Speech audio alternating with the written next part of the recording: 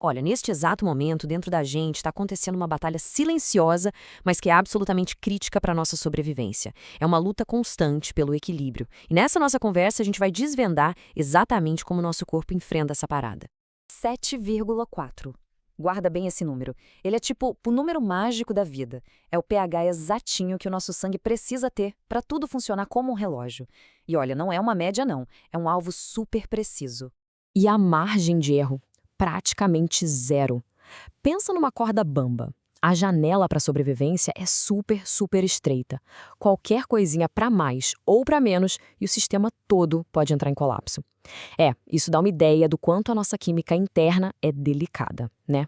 Então, bora mergulhar nessa história. A gente vai ver o equilíbrio frágil, os ataques que ele sofre, as proteínas que ficam ameaçadas e, claro, os heróis que entram em ação. Depois, vamos entender a diferença entre duas estruturas e por que tudo isso é tão importante. Esse é o nosso mapa para hoje. Ok, vamos começar pelo começo.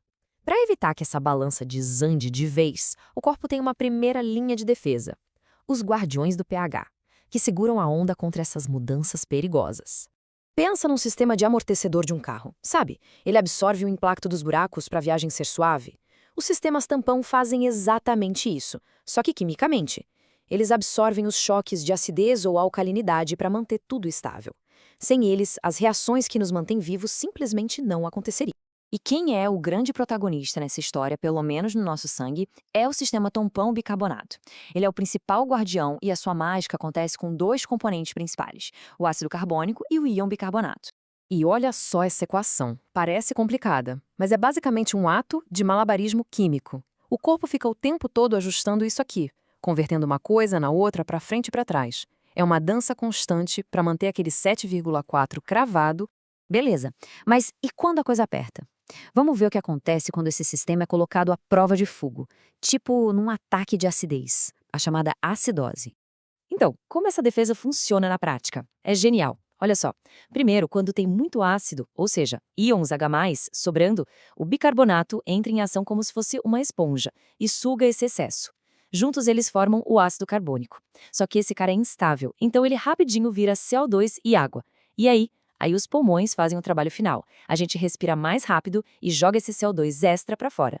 Simples, rápido e super eficiente. Agora, a coisa fica ainda mais interessante. O que acontece lá no nível molecular quando esses sistemas de defesa começam a não dar conta? É aí que as nossas proteínas entram em perigo. Pensa numa proteína como um colar de contas, onde cada conta é um aminoácido. Essa sequência e estrutura primária é super forte. As ligações que unem as contas são bem parrudas, então mesmo com um pouco mais de acidez, esse colar não se arrebenta. Mas aí a gente sobe um nível. A estrutura secundária é quando esse colar começa a se enrolar, formando espirais e folhas, e o que segura essas formas? Ligações bem mais fraquinhas, as pontes de hidrogênio. Aí sim, o ácido começa a atacar aqui, desestabilizando essa primeira dobradura. Mas é aqui, na estrutura terciária, que o estrago fica feio. Essa é a forma 3D final da proteína. E para ela ficar toda dobradinha e compacta, existem várias interações, incluindo umas que funcionam como pequenos ímãs. O ácido bagunça tudo isso, desliga os ímãs e a proteína começa a se desfazer, a desenrolar. E se for uma daquelas proteínas super complexas, que são feitas de várias partes encaixadas, como a hemoglobina, pior ainda. É como se o ácido fosse lá e soltasse os parafusos que unem as peças. A máquina molecular inteira se desmonta. E aí, já era a função dela. E aqui está o ponto central de tudo isso. No mundo das proteínas, forma é função. Se ela perde o formato, ela perde a função. É simples assim. Uma enzima para de funcionar, um transportador para de transportar, a máquina quebrou. Ok, mas e quando a primeira linha de defesa, os sistemas tampão, começa a perder a batalha? Bom, aí o corpo chama a cavalaria. Os reforços pesados entram em cena. E essa estratégia de reforços é brilhante, porque ela tem duas velocidades. Os pulmões são a resposta rápida à tropa de choque. Em minutos, eles aumentam a respiração para jogar fora o CO2. Já os rins são a solução de longo prazo. Eles trabalham mais devagar, mas fazem um trabalho completo. Jogam ácido fora na urina e ainda por cima reciclam o bicarbonato. Um é rápido, o outro é definitivo. Para a gente cravar de vez essa ideia de que a forma é tudo, Vamos fazer uma comparação. Vamos colocar lado a lado dois tipos de moléculas, as enzimas e os peptídeos. De um lado, a enzima. Pensa em algo grande, super complexo, com um formato 3D único e específico. Do outro, um peptídeo. Basicamente, um pedaço de proteína. Uma cadeia bem mais curta, mais simples, mais flexível.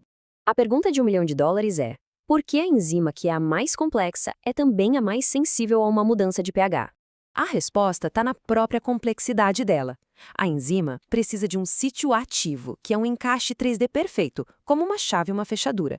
Se o pH muda, esse encaixe deforma. A chave não entra mais na fechadura. Simples assim. Já os peptídeos, por serem menores, não dependem tanto de uma estrutura tão rígida. Então, no fim, a maior força da enzima, sua complexidade, é também o seu calcanhar de Aquiles. Bom, depois de tudo isso, vamos juntar as peças e ver o que a gente tira de mais importante dessa história toda. A grande lição aqui é que manter o pH estável não é opcional para o nosso corpo, é inegociável. Porque o pH dita o formato das proteínas, o formato dita a função, e a função dita se a gente funciona. É a base de tudo. E isso tudo deixa a gente com uma última reflexão, né? Se o corpo se esforça tanto, o tempo todo, para manter esse equilíbrio tão delicado, fica a pergunta: como será que as nossas escolhas do dia a dia, o que a gente come, o nosso nível de estresse, como tudo isso impacta essa batalha silenciosa que está acontecendo agora mesmo dentro da gente?